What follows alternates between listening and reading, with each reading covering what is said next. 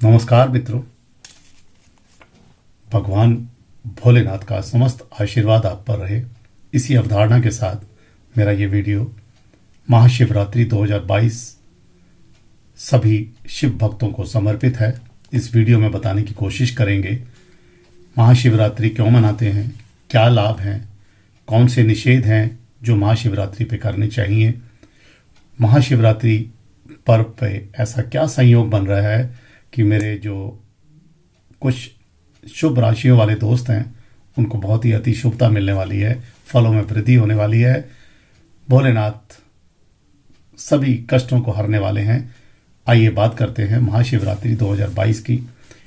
1 मार्च मंगलवार के दिन प्रातः 3:16 पर महाशिवरात्रि का पर्व शुरू होता है नक्षत्रों के अनुसार। दूसरे दिन 2 मार्च प्रातः 10 बजे तक ये महाशिवरात्रि का पर्व रहेगा। महाशिवरात्रि का जो पर्व है वो इसलिए मनाते हैं कि भोलेनाथ यानी शिव भगवान का पार्वती से विवाह हुआ था। ऐसा शास्त्रों में वर्णित है कि महाशिवरात्रि की रात भगवान शिव करोड़ों सूर्य के रूप में प्रकाशमान होकर ज्योतिर्लिंग के रूप में प्रकट हुए और सभी को दर्शन दिए। और ये पर्व था फाल्गुन मास के कृष्ण पक्ष की चतुर्दशी तिथि को, इसलिए हर वर्ष शिवरात्रि मनाई जाती है कृष्ण पक्ष फाल्गुन मास की चतुर्दशी तिथि को। वैसे तो हर महीने शिवरात्रि आती है, लेकिन महाशिवरात्रि का जो पर्व है ये अति महत्वपूर्ण इसलिए है कि भोलेनाथ की अनुकंपा रहती है। इस वर्ष जो ये पर्व पड़ रहा है 1 मार्च को, एक अद्भुत संयोग भी है। ज्योतिष की भाषा में अगर हम बात करें उसके बारे में अभी बात करते हैं हम। क्या लाभ होगा इसका? सभी जो गृहस्थ लोग हैं, कुंवारी कन्याएं हैं, या जिन स्त्रियों के बच्चा नहीं हुआ, या जिन स्त्रियों के या पुरुषों के या जो भी जोड़े हैं गृहस्थ जीवन में कुछ अनबन आ रही है, पति पत्नी के बीच में कुछ परेशानी है, कोई कोर्ट केस है, जरूर इसको व्रत को रख लें या पूजा अर्चना करें। पूजा अर्चना भी हम बताते हैं, बहुत आसान है। भोलेनाथ के छोटे से ही पूजन से वो प्रसन्न हो जाते हैं और आशीर्वाद देते हैं। इस दिन सुबह प्रातःकाल स्नान करके अच्छे वस्त्र धारण करके गंगा जल और थोड़ा लोटे में दूध डालिएगा और बेलपत्री वगैरह जो भी आप उत्तम समझें, कुछ मिष्ठान कुछ फल लेके भोलेनाथ के शिवलिंग पर जाइए, दर्शन कीजिए, अपने मन की मुराद, मन की जो कामना है वो बोलिए। हो सके तो शिव चालीसा का पाठ वहाँ बैठ के कर लें, शिव की आरती कर लें और ये जल अर्पित करें। मनोकामना पूर्ण होने के पूरे संयोग बन रहे हैं। इस बार कुछ मनाही बता रहा हूँ। जो आंगन में घर में आप तुलसी का एक पौधा जरूर रखते हैं, बहुत सारे लोग क्या करते हैं कि शिवलिंग पर तुलसी के पत्ते चढ़ा देते हैं। शिवलिंग पर ये जो हम तुलसी चढ़ा रहे हैं अच्छा नहीं है, क्योंकि ये वृंदा एक सती थी, वो भस्म हो गई थी और उसने तुलसी का रूप धारण कर लिया।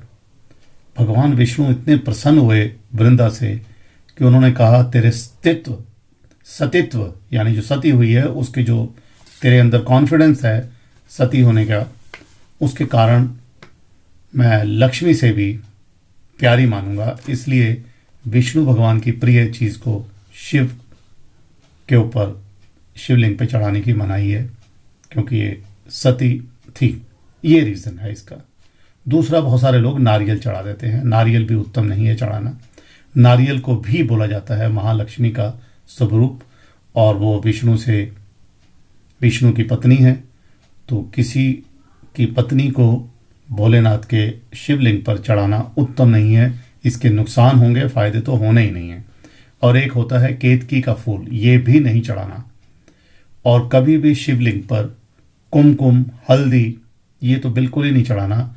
ये भी अच्छे फलों के जो रास्ते खोलने होते हैं उसमें रुकावट डाल देते हैं। अब ज्योतिष की बात करते हैं। ज्योतिष में एक संयोग बन रहा है 1 मार्च का। पंचांग उठा के देखिए, मकर लगन, मकर शनि की लगन में शनि अपने स्वयं अपनी राशि में विराजमान है। शनि की उच्च राशि है, चंद्रमा के साथ, मंगल के साथ, बुध के साथ और शुक्र के साथ सभी शुभ ग्रहों की युति बन रही है। इसको पंच ग्रही योग बोलते हैं, कभी कभी बनता है। और इसके साथ दूसरा योग बन रहा है कि ये तो लगन में बैठे हैं, दूसरे योग में बोलते हैं धन के भाव में। धन के भाव में कौन बैठे हैं? राजाओं के राजा, ग्रहों के राजा सूर्य देव और देवों के गुरु गुरु बृहस्पति, इन दोनों की युति बन रही है धन के भाव में। सेकंड भाव को बोलते हैं धन का भाव। सभी राशियों के लिए ये उत्तम फल मिलने वाले हैं। सभी लोग, दोस्त, जो भी मन में परेशानी है, दिक्कत है, मनोकामना पूर्ण होगी। व्यापार में, नौकरी में लाभ होगा। मेष लगन या मेष राशि के लोगों के लिए अगर देखें तो मेष से शुरू करेंगे तो 1 2 3 4 10वें भाव में मकर राशि आती है। और 10वें भाव में जब मकर राशि में ये पंच ग्रही योग बन रहा है तो आपके आर्थिक पक्ष मजबूत होंगे, धन का लाभ होगा, अटके काम पूर्ण होंगे। दूसरी राशि जो है वो वृषभ राशि है। वृषभ राशि या वृषभ लगन 2 नंबर लगन में है, तो ऐसे जब घुमाएंगे तो 2 के बाद जो 10वां नंबर है जो मकर राशि का वो आएगा भाग्य भाव में। भाग्य भाव में का मतलब हो गया कि आपके भाग्य की वृद्धि हो गई। शनि अपनी राशि में बैठे हैं। व्यापार में विदेश यात्रा का योग बन सकता है। पिता के व्यापार में बहुत लाभ, भाग्य वृद्धि होगी। पत्नी से भरपूर सहयोग मिलने वाला है। पत्नी से आर्थिक सहयोग भी मिलने वाला है, ये भी नजर आता है। और तीसरी राशि है तुला राशि, लगन में 7 है। ऐसे घुमाएंगे तो चौथा भाव जिसको हम सुख का भाव बोलते हैं, चौथे भाव से सारे सुख मिलते हैं हर तरह के। इस राशि में क्या हो गया? चतुर्थ भाव का कल्याण हो गया। गाड़ी लेने की इच्छा है, मकान की, लग्जरी की, कोई भी चीज़ है, बहुत ही शुभ योग बन गया। सुखों में वृद्धि हो गई, माता से प्रेम बढ़ गया और नया जॉब, ऑफिस, तरक्की, धन के सारे साधन बढ़ गए। सुख की वृद्धि का मतलब है नौकरी वृद्धि, यानी धन की आगमन। और चौथी राशि तो स्वयं मकर राशि स्वयं है। किसी की मकर राशि या मकर लगन है तो वो तुला अपनी लगन में बैठे हैं। लगन का मतलब होता है स्वयं, स्वयं का मतलब होता है आप। तो जब आपकी लगन मजबूत हो गई तो क्या कमी रह गई? नौकरी, व्यापार, हर तरफ से सहयोग। कोई इलेक्शन लड़ रहे हो, जीतोगे। लव लाइफ में तड़का लग गया, दृष्टि पड़ रही है पंचों की सप्तम पर। सबसे मुख्य बात आपको ये बता रहा हूँ, तो लव लाइफ में बहुत उत्तम तड़का पड़ गया। कुछ नहीं, सब कुछ अच्छा होने वाला है। बस महाशिवरात्रि पे सबको एक बात ही कहेंगे, कोई व्रत नहीं रख पा रहे हैं, कोई दिक्कत नहीं है।